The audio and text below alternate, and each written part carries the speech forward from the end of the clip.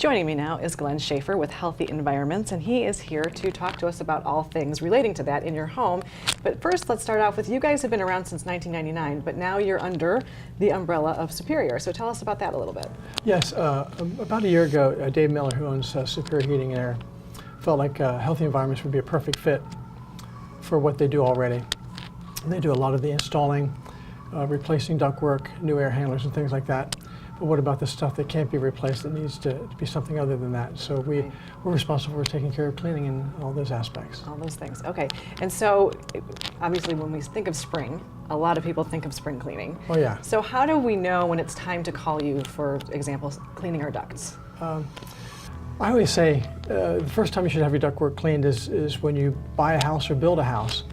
You know, when you build a house, you have a lot of construction debris, sawdust, drywall. Those things are moisture bearing. And when they sit in the ductwork too long for a period of time, they collect moisture, which then can produce, mold spores, things like that. And, okay.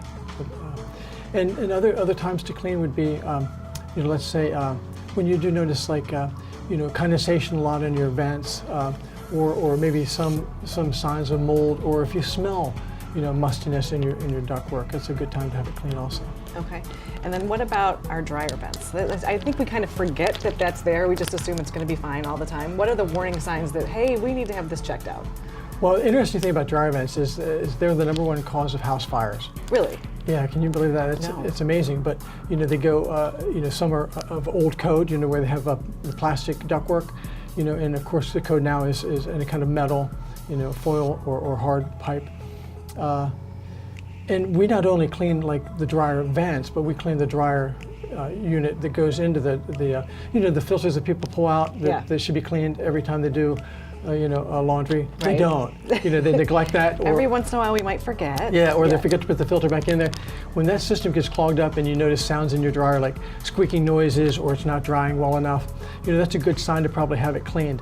And maybe you have a short run of ductwork outside the house, but that doesn't mean that the dryer itself is going unnoticed with dust and things like that. Okay, that's very interesting. That's the #1. I mean, I knew it did cause fires, but I had no idea it was #1. Yeah, it's the #1 cause of home fires. So it's good to have that done more than people realize. Right. So let's move to the carpets. Oh yeah. And how does that relate to Healthy Environments? Well, carpet cleaning in general is to clean and make the house more sanitized, but we use a host system. It actually is the healthiest system in the market. It's made actually in an EPA-approved factory. It removes dust mites, mold spores, bacteria. There's no other system like it. The advantage it has is it actually physically extracts the dirt with brushes that go into the carpet fibers. It's like combing your hair versus trying to comb it with a towel. It's not going to get inside the hair follicles. And it does that by using these, it's called, the host compound is actually made of corn cob husks. And it's actually like having thousands of tiny little sponges in your carpet that are emulsified with detergents to absorb the dirt. It's an amazing way. That sounds like really good. I like how that sounds. Yeah, I want all that stuff out of my carpet. Yeah, because we deal with the healthy environment. So duct cleaning, of course, is a part of it. Right. And then of carpet cleaning, the system that we use, especially somebody that's sensitive to mold or allergens or dander or things of that nature. And again, how often would you recommend that somebody thinks about cleaning their carpets? That all depends on traffic.